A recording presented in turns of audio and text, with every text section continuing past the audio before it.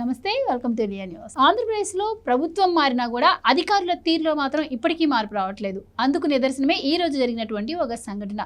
అనంతపురంలో ఒక ప్రభుత్వ ఆఫీస్లో జెడ్పీ చైర్పర్సన్ గిరిజమ్మ అనే ఆవిడ కార్యాలయంలో ఇప్పటికీ జగన్మోహన్ రెడ్డి గారి ఫోటోతో అలానే ఉండటంతో ఈ సంఘటన వెలుగులోకి వచ్చింది. అక్కడికి వెళ్ళినటువంటి టీడీపీ ఎమ్మెల్యేలు ఆవిడని ప్రశ్నించడం, ఆ తర్వాత ఆవిడ పక్కన స్టోర్ రూమ్లో పడేసినటువంటి చంద్రబాబు గారి ఫోటోని తీసుకొచ్చి అక్కడ పెట్టడం, ఇదంతా కూడా ఇప్పుడు బాగా హల్చల్ చేస్తోంది. మరి మరోపక్కేమో జగన్మోహన్ రెడ్డి గారు కూటమి ప్రభుత్వానికి తొత్తులుగా అధికారులు పనిచేస్తున్నారు అని చెప్పి ఆయన మాట్లాడుతూ ఉన్నారు. అసలు రాష్ట్రంలో జరుగుతున్నది ఏంటి, జగన్మోహన్ రెడ్డి గారు చెప్తున్నది ఏంటి, ఇప్పటికీ అధికారుల తీరు మారట్లేదు, మరోపక్క చాలా అరెస్టులు జరుగుతున్నా కూడా అధికారులు ఇదే పరిస్థితిలో ఉండడం ఎలా చూడొచ్చు? ఇలాంటి విషయాలు తెలుసుకుందాం. మనతో పాటు ఉన్నారు senior journalist doctor Durga Vadlamani గారు.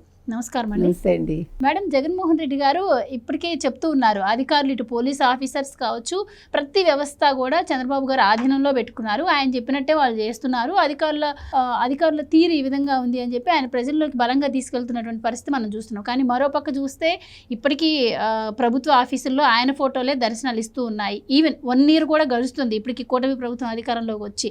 సో వెళ్ళి ప్రశ్నించిన తర్వాత కానీ వాళ్ళు ఫోటో మార్చినటువంటి పరిస్థితి. అసలు ఏ విధంగా చూడొచ్చు? ఎక్కడ జగన్మోహన్ రెడ్డి గారు చెప్పే మాటలకు అసలు పొంతన ఎక్కడ జరుగుతున్న పనులకు పొంతన కనిపించట్లేదు. మీరేం చెప్తారు? అంటే సిన్సియర్ అధికారులు వాళ్ళ పని వాళ్ళు చేస్తున్నారండి.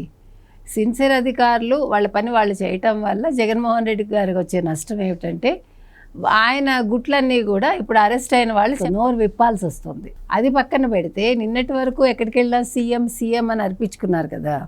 అర్పించుకుని ఇప్పుడు ఏం మాట్లాడుతున్నారు? ఇటీవల కాలంలో 2.0 మళ్ళా నేనే ముఖ్యమంత్రి అంటున్నారు కదా ఆయన. సో ఆ పైత్యం ఈయనకే కాదు, ఈయన్ని ఇంకా అంటే ఈయన అభిమానిస్తున్న అధికారులకు కూడా ఉంది అనేది మనకు అర్థమవుతుంది. అందుకనే ఇవాళ మీరు చెప్పినట్టుగా అనంతపురం ప్రభుత్వ ఆఫీస్ అయినప్పటికీ కూడా అక్కడ గిరిజమ్మ అనే ఆవిడ జగన్మోహన్ రెడ్డి గారి ఫోటోనే పెట్టుకుని ఉంది. చంద్రబాబు నాయుడు గారి ఫోటో తీసుకెళ్ళి ఆవిడ స్టోర్ రూమ్లో పడేసింది.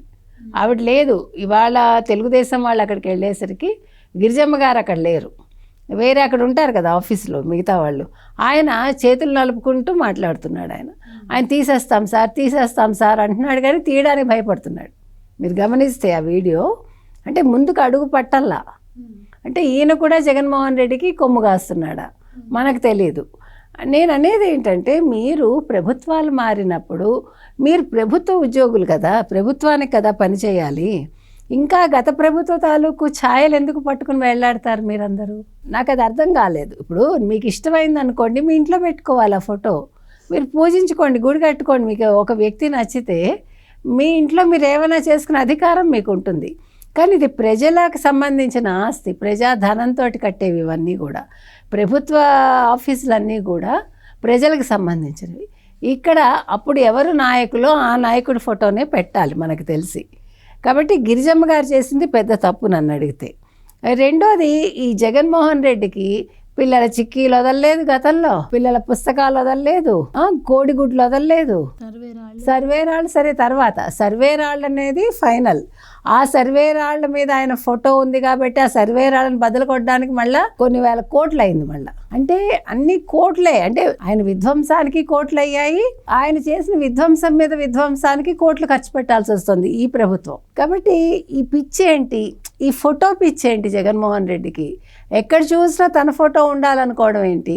అలాంటిప్పుడు ఒక అద్దం కూడా పెట్టుకుని వెళ్తూ ఉండాలి ఆయన. అందుకే గతంలో చెల్లెలు కూడా అద్దం పంపిస్తానని చెప్పారు. అంటే చంద్రబాబు నాయుడు గారి విషయంలో చెప్పింది ఆవిడ. ఇక్కడ ఇంకోటండి, ఇప్పుడు ప్రధానమంత్రి గారి సభ జరిగినా లేకపోతే ఏమన్నా కూటమి ప్రభుత్వం ఏమైనా సభలు పెట్టుకున్నా కూడా ఇప్పుడు పవన్ కళ్యాణ్ గారిని తగ్గించేస్తున్నారు, లోకేష్ గారిని హైలైట్ చేస్తున్నారు, అక్కడ పెట్టాల్సిన ఫోటో ఇక్కడ పెట్టారు పవన్ కళ్యాణ్ గారి. ఈ విధంగా రకరకాల ప్రచారం చేశారు. ఈవెన్ సీఎం కార్యాలయంలో కూడా పవన్ కళ్యాణ్ గారు ఫోటో పెట్టలేదనో, లేకపోతే పక్కకు జరిపారనో, దూరంగా పెట్టారనో వైసీపీ రకరకాలుగా ప్రచారం చేసింది. ఇద్దరి మధ్య, 2 పార్టీల మధ్య కూడా గ్యాప్ పెంచేందుకు. మరి అలాంటివి కనపడినటువంటి వాళ్ళకి మరి ఇలాంటివి కనపడట్లేదంటారా? మీరు సాక్షి పేపర్ చూసారంటే వాళ్ళు రోజుకో రకంగా మాట్లాడతారు. అంటే నరలేని నాలుగు ఏ రకంగా అయినా మాట్లాడుతుంది. అలాగా సాక్షి ఇవాళ ఈయన ప్రభ తగ్గిపోయిందా, ఎవరిది? పవన్ కళ్యాణ్దిట. అప్పుడే అయిపోయింది ఈయన పని అని అదే సాక్షి రాసింది. మీరు చెప్పినట్టు ఫోటోలు దాకా వచ్చేసి పాపం పవన్ కళ్యాణ్కి ఏదో అన్యాయం చేసేస్తున్నారు, లోకేష్ని ఏదో హైలైట్ చేసేస్తున్నారు. అంటే ఎప్పుడూ కూడా మనది మనం చూసుకోలేని వాళ్ళకే పక్క వాళ్ళ మీద దృష్టి ఉంటుంది. అది గుర్తుపెట్టుకోండి. అంటే నన్ను నేను బాగు చేసుకోలేను కానీ పక్క వాళ్ళని ఉద్ధరించడానికి నేను ప్రయత్నిస్తాను. ఇది వైసీపీ నైజం, ఇది జగన్మోహన్ రెడ్డి బుద్ధి అనమాట. ఇప్పుడు ఆయనకి ఎంతసేపు ఇప్పుడు తెల్లారు లేచాక ఆయన ఏం చేస్తున్నారు, చంద్రబాబు నాయుడు మీద పడేడుస్తున్నాడు ఆయన. మీరు ఇంకో పదం ఏదైనా వాడుతున్నాడు ఆయన. ఇవాళ కూడా తులసి మొక్క అన్నాడు, కలియుగం అన్నాడు, గంజాయి మొక్క అన్నాడు, ఏంటేంటో చెప్పాడు, అక్కడే తిరుగుతున్నాడు ఆయన. బియాండ్ దట్ ఆయన వెళ్ళలేకపోతున్నాడు. సరేనయ్యా, వాళ్ళ పరిపాలన నీ పరిపాలనలాగా లేదు, అది ప్రజలు చూసుకుంటారు కదా. ఇప్పుడు నీ పరిపాలనలాగా ఉండాలి అంటే ఏం చేయాలి, లిక్కర్ స్కాములు చేయాలి, లేదు మరో స్కామ్ చేయాలి. ఇప్పుడు ఎన్ని రకాల స్కాములు బయటకు వస్తున్నాయి మనకి. భూదందాలు జరిగాయి, మద్యం జరిగింది, ఎర్రచందనం జరిగింది, ఇలా చెప్పుకుంటూ పోతే ఇసుక మట్టి ప్రతిదీ దందానే. ఇప్పుడు అది కాదు కదా, ఇప్పుడు వీళ్ళు సంక్షేమాలు ఇస్తున్నారు, ఇస్తుంటే ఇవ్వలేదంటావు నువ్వు, సూపర్ 6 ఇవ్వట్లేదంటావు నువ్వు. వాళ్ళు ప్రకటించాల్సిన వాళ్ళు ప్రకటించారు, వాళ్ళు ఇవ్వాల్సిన వాళ్ళు ఇస్తున్నారు, వాళ్ళు చేయాల్సిన వాళ్ళు చేస్తున్నారు. ఈవెన్ సిలిండర్ల విషయంలో కూడా ఇటీవల ఏం చెప్పారు, సిలిండర్లు తీసుకొని వాళ్ళకి క్యాష్ వేస్తాం వాళ్ళ అకౌంట్లో అన్నారు.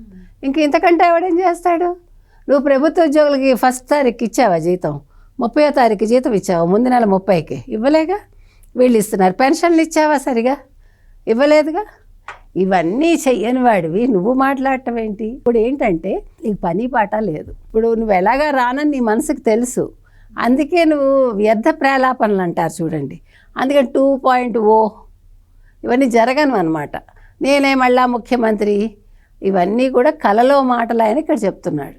ఈ జరగని విషయాలు చెప్పుకుంటూ మీరు ఇందాక అంతకుముందు అన్నట్టుగా ఈయన ఎప్పుడూ బయటకు రాని వాడు బయటకు వస్తున్నాడు. ఇప్పుడు ఎప్పుడూ చూడని కళ్ళు చూస్తున్నాయి, ఏదో ఒక డైలాగ్ ఉంది చూడండి, అలాగా ఈయన ఎప్పుడూ రానివాడు బయటకు వస్తుంటే ప్రజలకు కూడా అర్థం కావట్లే.